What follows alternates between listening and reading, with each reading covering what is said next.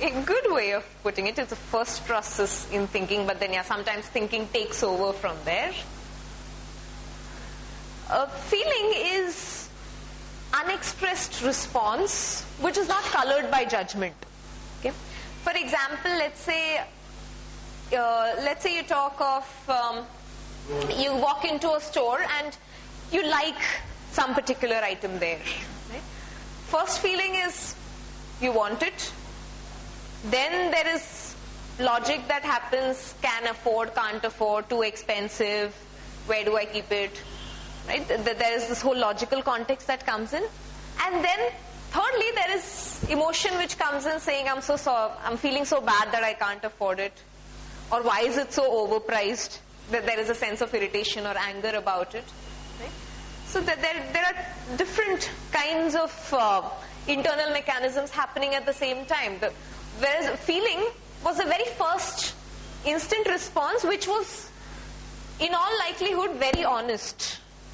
Because we didn't give ourselves the time to think at that point. It was instantaneous, and that can only come from sheer... It suddenly comes, and it's a natural response. Feeling is the most natural.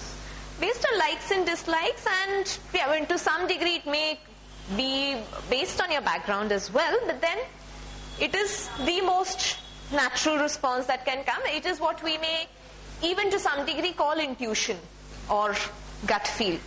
Whereas emotion is further down in that process, where you have feeling first, which is extremely natural, honest, then thinking, which takes care of the logical process, practical aspects, and then you have emotion. Although sometimes we think emotion is the most spontaneous one because it doesn't take time to react, but then there is a split-second gap that's required for us to feel angry or feel irritated, or for that matter feel happy. Right? So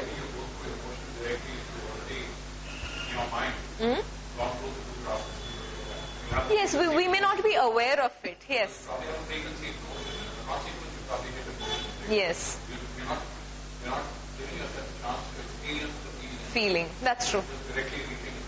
Absolutely. In fact, most of us are somehow, at least the academic system trains us that way, that we are taught to bypass feeling, get into thinking and emotion.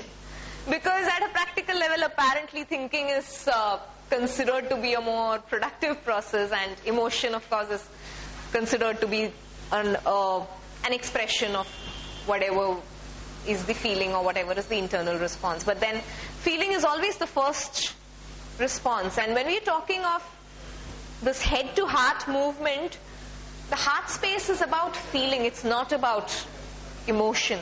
So when we're talking of the first point where we say it's emotional and illogical, no, it's definitely not emotional. The reason being it's based on feeling. Emotion is a much more conditioned response, and which may not even be a productive response given that it's based on judgment, which is not true in reality. And it's definitely not illogical because there is definitely a thinking process involved. Feeling and thinking comes next in line in any case, and thinking is what grounds the feeling. Thinking is what brings the feeling into the practical reality. So it's definitely not illogical and certainly not emotional. So that's the first aspect of it. Now if you have to look at the not practical, not wise argument that we have about head to heart, there are over the years there have been n number of applications of heart-based thinking that have been developed academically. Even in terms of organizational work, management thinkers have also developed a lot of theories and practical approaches which talk of why it is actually a very wise way of thinking. It's not about being impractical. One of the most common and one of the most useful approaches that I'd like to share in this regard is the concept of problem solving versus what is called as appreciative inquiry. Have you heard of appreciative inquiry? Okay. Let's come to that. I'm sure all of us know the term problem solving, right? What does it mean to us? There's a problem and we solve, and there's usually this whole, if you have to break it down into processes, there's this process of identify what the problem is, analyze it, generate alternatives, choose the alternatives, and implement whatever solution there is. Now, if you have to look at this particular process of problem solving, if you have to assess this process, what do you think are the characteristics? This is a typical head-based thinking, logical approach. Now, what are the characteristics of any kind of a problem-solving process? It could be as simple as getting into a crowded train to solving a major problem of how to buy a house. It could vary. It's solution-based. Okay. Identify the problem. Okay, so it's based on how you identify, how effectively do you identify, okay. What options do you have, alternatives? Yeah, so all that is a part of the process. Now, the basis of problem solving as a process is that your definition, your starting point is a problem. Right? There's already a label attached to it saying this is unwanted. The person, situation, place, whatever you're labeling as a problem, there is already a rejection stamp that happens there. What kind of a problem? Yes. That you can categorize when you're doing the analysis of the problem. Yes, you would definitely identify that. But then the very fact that we label something, a person or a situation, as a problem, the natural thing that happens there is that it's rejected. We don't want it. And that's the space we are operating from when we arrive at a solution, that we don't want this, so what do we do to get away from it? Right? That's the very head-based thinking, practical or rather logical approach of problem solving. Appreciative inquiry is usually called as the opposite of problem solving. What does the term inquiry suggest? Asking, yes. And appreciative inquiry? What would the term appreciative add to inquiry?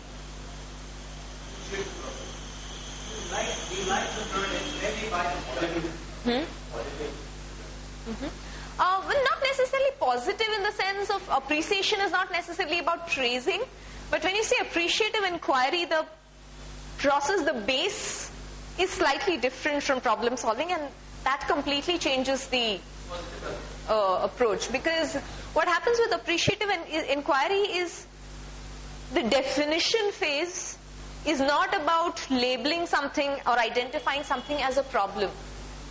In appreciative inquiry, the first step is always identifying something as a situation, as an opportunity.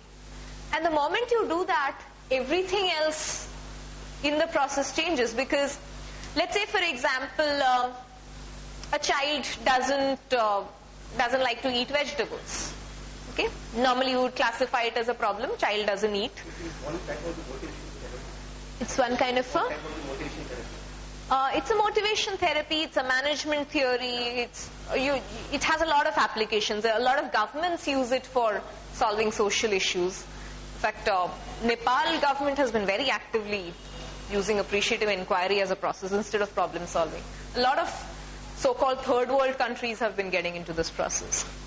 Now, when we talk of a problem solving approach, if we have a child who doesn't eat properly, if we define the problem is child doesn't eat, we don't want that situation.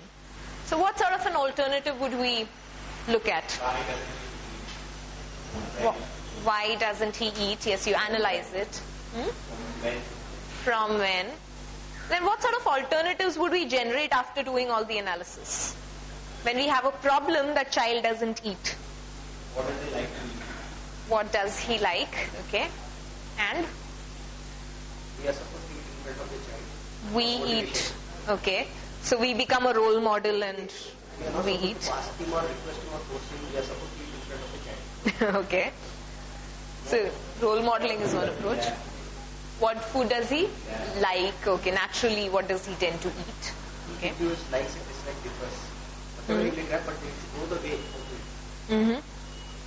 Now, if your problem is the child doesn't eat healthy food in whatever form, if that is a problem that we look at, the alternatives are usually in one way or the other to force the child to get the child to eat whatever you want him or her to eat, right? So in one sense, the solution is more or less always forcible, even if it's in a subtle way. Even if you're role modeling for the child and saying that, see, I am eating in front of you, it's very tasty.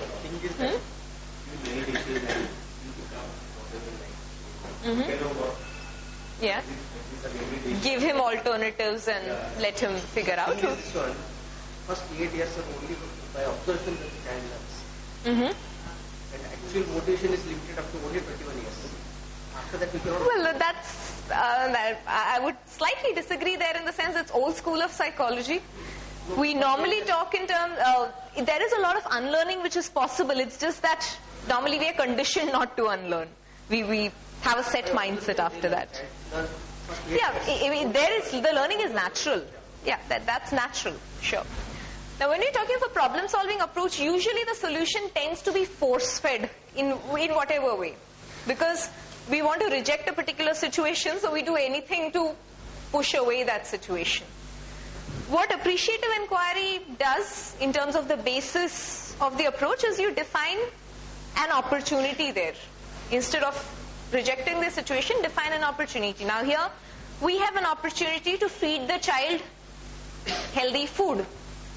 Now if that's the opportunity and that's the starting point for us, would the alternatives be different?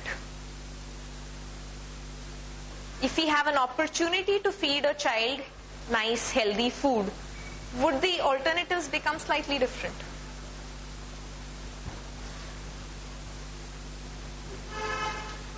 What could the alternatives be in this case? I don't know that sit in front of the child and eat that's all. If he doesn't like what the parents is supposed to eat the healthy food. No, but the whole idea that he's supposed to gets into the force mode. Now here, if we look at...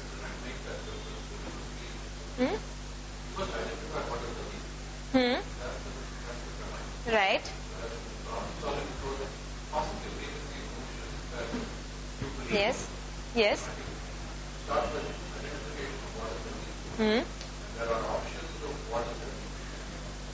Yes.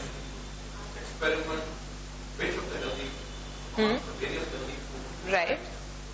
can eat. And then settle down to really the healthy food we like. Yes. Yeah. Because what happens with problem solving is, like you say, it comes from a judgmental, emotional space where we want the child to eat what we think is right and healthy. Whereas when you're talking of an appreciative inquiry approach, all you say is there's an opportunity to feed this child good food. Now, what are the options that are good? Right? We're not talking of the problem there, we're talking of what are things that are good. Now, among all the things that are good, you can help the child to taste all of that and then figure out what are the alternatives. So what if the child doesn't like to drink regular milk? Maybe he or she might take to soy milk, for example. If you're in the problem-solving mode, we'll probably just force the child to have the regular cow's milk that we normally tend to have. But you never know. The child might just be open to a completely different alternative, which is healthy. It's just that it didn't strike our mind because we came from a space of limited perception, preconceived notion or judgment, because there was an emotional element attached. Here you're talking of the feeling of having good food. There is a slight difference that happens in the approach. The very fact that we look at it as an opportunity changes the whole dimensions of, changes the solution dramatically. Of course, if